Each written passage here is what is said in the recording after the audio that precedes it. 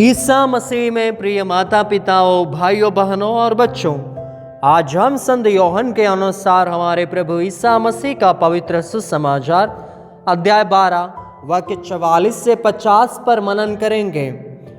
यहाँ हम प्रभु यीशु के एक अत्यंत महत्वपूर्ण और अंतिम सार्वजनिक उपदेश को सुनते हैं, जहाँ वे ईश्वर की ओर से अपने भेजे जाने और उसके महत्व को स्पष्ट करते हैं।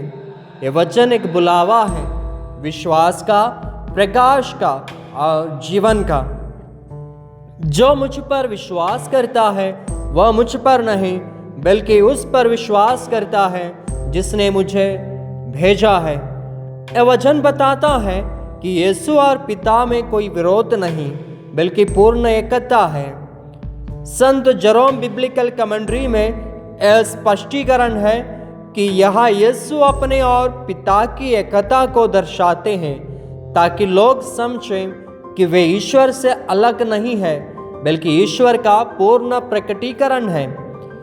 कैथोलिक कलीसिया में सिखाती है ईश्वर में विश्वास करना ईश्वर के वचन में विश्वास करना है और मसीह यीशु ईश्वर का वचन है। संत अगस्टिन कहते हैं, जब तुम मसीह को देखते हो तब तुम ईश्वर को देखते हो, क्योंकि वे अज्ञात पिता का चेहरा है। ईसा मसीह आगे बताते हैं, मैं संसार में एक प्रकाश बनकर आया हूँ ताकि जो कोई मुझ पर विश्वास करे वह अंधकार में ना रहे। यहाँ यीशु अपने मुक्ति कार्य को प्रकाश के रूप में प्रकट करते हैं। संत जेरोम कहते हैं कि यह वाक्य हमें यीशु की दिव्यता और उसके द्वारा लाई गई आत्मिक ज्योति की याद दिलाता है। वतिकान द्वितीय डॉक्यूमेंट लुमेन जेनसियम कहता है, मसीह सभी जातियों के लिए प्रकाश है। उन्होंने पिता के रहस्य को प्रकट किया और अपने जीवन, शिक्षा, मृत्यु और पुनरुत्थान से हमें ईश्वर तक पहुंचाया। यीशु का कहना, मैं संसार की निंदा करने नहीं आया बल्कि संसार को बचाने आया हूँ, ये वाक्य कलीसिया की करुणा और उद्धार के कार्य की जड़ है। यीशु का पहला उद्देश्य है उद्धार, ना कि निंदा। पोप फ्रांसिस कहते हैं, ईश्वर का द्वार कभी बंद नहीं होता, वह सदा इंतजार करता है, वह हमारे हृदय का दरवाजा खटखटाता है।